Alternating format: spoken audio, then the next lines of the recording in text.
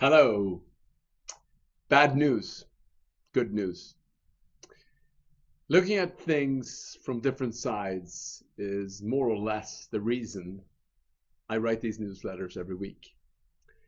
I firmly believe that one of our greatest threats to continued freedom and prosperity is how diluted, divisive, and dehumanizing our public conversations have become. There are many jokes and fables about good and bad news, like the two salesmen who were sent to explore new market opportunities in faraway places. The first salesman sent his telegram and it said, "This is not a good market opportunity. People are not wearing shoes." Later, the second salesman sent his telegram and he reported, "This is a fantastic opportunity. People aren't wearing shoes." So, how do you typically look at things? Are you a half glass full or half glass empty type of person? I'm clearly a glass half full kind of a guy. I prefer living my life that way. I enjoy looking at problems and trying to figure out where the silver lining is. It's not that I like problems. Like most people, I prefer not having them. But living life expecting not to have problems is really not that wise, considering we all encounter problems sooner or later, quite significant ones. I usually say that the misery of uncertainty is far better than the certainty of misery. This is probably also why I love entrepreneurs so much. They're people who typically see opportunities when others see problems. They are also much more comfortable with the curvilinear aspect of life. In fact, many of the best ones thrive in chaos. And looking at the world today, it's pretty much chaotic, don't you think? Valor Equity Partners is a very successful investment firm that I have the great fortune to be in business with and to learn from. They are good people doing good work. They intentionally invest in opportunities, businesses, and founders that are what they call pro-entropic. Entropy is a word associated with the laws of thermodynamics and often represents the degree of disorder and randomness in a system. I think it is smart, whether considering your own habits and attitudes or assessing the same in others, to be more aware of entropic qualities. Again, we might prefer a world with less change and fewer problems, but that's not going to happen. So we might as well be more ready for the change that we know is coming. As Heraclitus reminded us, the only constant in life is change. So with that gentle intro, I do have some really bad news and some really good news. Are you ready? The really bad news is that far too many people live unhealthy lives. Depending on the country, we're talking about 30 to 75% of entire populations that suffer from lifestyle diseases that shorten lifespans and limit well-being. This is bad enough humanly, but also economically. In all those places, we spend more money treating preventable diseases than we spend on other valuable and critical services like education, transportation, and defense. Now, the really good news: we know how to avoid and reverse these most prevalent chronic diseases without surgery or medicine, just by changing lifestyle. And oftentimes, not even that much. I want to be perfectly clear. There are diseases, far too many, that still lack effective treatments. I know that. But I leave that in the hands of all the capable scientists that are passionately and tirelessly working towards finding cures for them. What I'm talking about here are chronic diseases that are almost exclusively the result of the way people live their lives. Basically, sleep, stress, exercise, and diet. If we could harness behavior changes en masse around a few key areas, it would not only bring better health to humanity and improved economics for everyone, but also be of joy and value in and of themselves. For some reasons, we don't talk about this much. And we certainly don't spend nearly enough of our collective investments committing to lifestyle as medicine. It is truly a tragedy.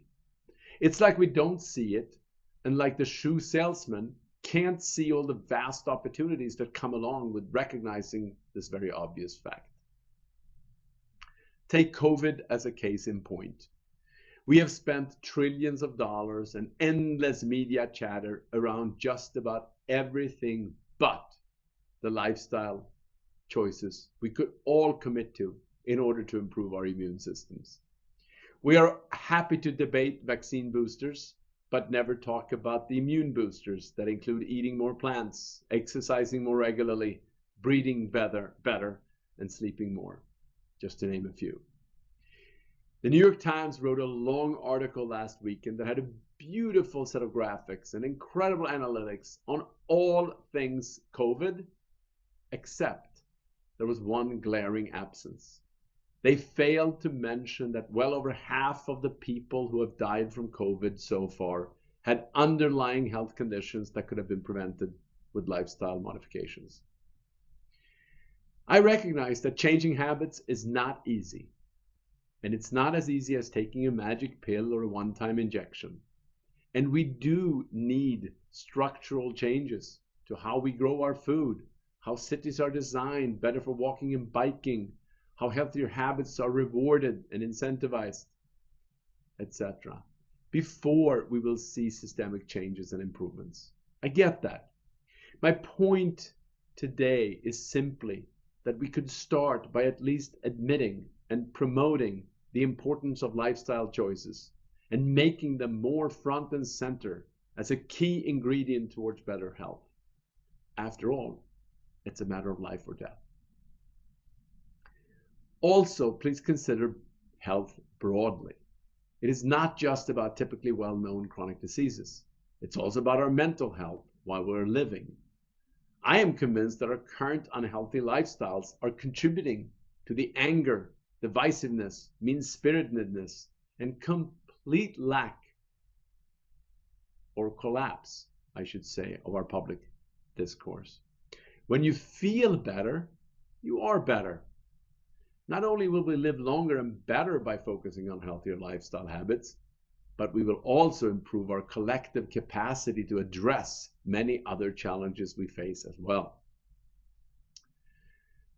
While there are many aspects of lifestyle, food is probably the most important one, and certainly the one nearest and dearest to my own heart. Changing how and what we eat has been part of the story of my own life's journey, and I can assure you, I have the scars to show for it.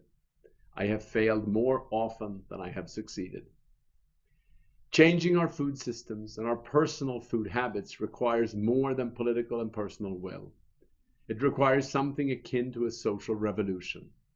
We need cultural reinforcement, systemic reengineering, and lots of changes to the way we grow and produce our food. And this is not about blame or shame. As you know, I spent a good part of my early career with McDonald's. I learned invaluable lessons and gained lifelong friends that I still cherish. Wanting people to eat better is not at all inconsistent with the values of McDonald's. Why would it be? But as my former CEO often said, after we had failed yet again to try to sell more healthy options, he said, "Mats, if parents can't get their own kids to eat broccoli, why is that my problem?" He certainly had a point. This is hard, and it is far more difficult than asserting blame on one particular company or person. We live in a culture that sadly is obsessed with pointing fingers at others as the key theory of change. And this is not working. We are about to prove what Gandhi warned us about many years ago. An eye for an eye leaves the whole world blind. Changing our lifestyles in general and our relationship with food in particular will literally take a whole village. It will take all of us.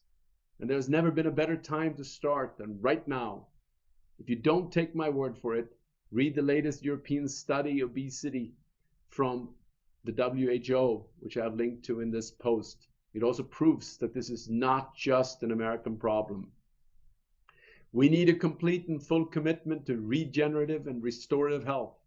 It starts at the farm and goes all the way to our fork. And a little change will go a long way for most people. We know from science that losing 10% of weight has tremendous health benefits. And over 75% of Americans are overweight. So this affects 3/4 of us. I know, because I'm most often one of them. Lastly, people often ask me what my food philosophy is. I try to be less prescriptive for 2 reasons. First, I haven't found something that works perfectly. Otherwise, I wouldn't personally have problems. This is hard. Let's just be honest about it. And let's not keep beating ourselves up on it. It doesn't serve anyone. Second, people are very different. People struggle with different things. There's no bad food, really, just bad lifestyles. You can certainly have desserts and fast food and all the food you love. But the size and frequency of those occasions will completely depend on your personal circumstance. One size does not fit all. And there are endless resources out there. Below, I have selected a few of the favorites that I track and use almost daily. I have listed them in some sort of chronological order in how they change my own thinking, hoping that this might be helpful to some of you as well.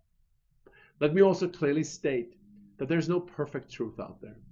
All of these people, and many others, offer inspiration and direction towards a healthier lifestyle. Ultimately, it is our own job to design what works best for us. Einstein reminded us that in theory and practice are the same. In practice, they're not. So when it comes to lifestyle, the best theories are those that you put into practice. And I have linked resources to Dr. Dean Ornish and Michael Pollan's books and Gary Taub's great work and Dr. Mark Hyman and his books and Dr. David Katz, and then a few newer ones from Satchin Panda and the newest one from Tony Robbins and Peter Diamandis and Robert Hariri's Life Force, and of course David Sinclair's great book Lifespan and Dr. Perlmutter's Drop Acid. There are many, many resources out there to choose from. And I also list, of course, my favorite companies that are trying to contribute to helping people with healthier habits and lifestyles. Of course, Roti, where we serve great Mediterranean food, and Sakara, and iTrim, and Piccadilly, and Eat Love, and Unreal, and Fatty 15, and Mixed, and many others. There are so many companies out there that can be helpful, and I know you use many of them. And if you have ideas, please let me know. This is maybe the most important change we have to make. Living healthier lifestyles. It will have a massive impact on humanity. Let's do it.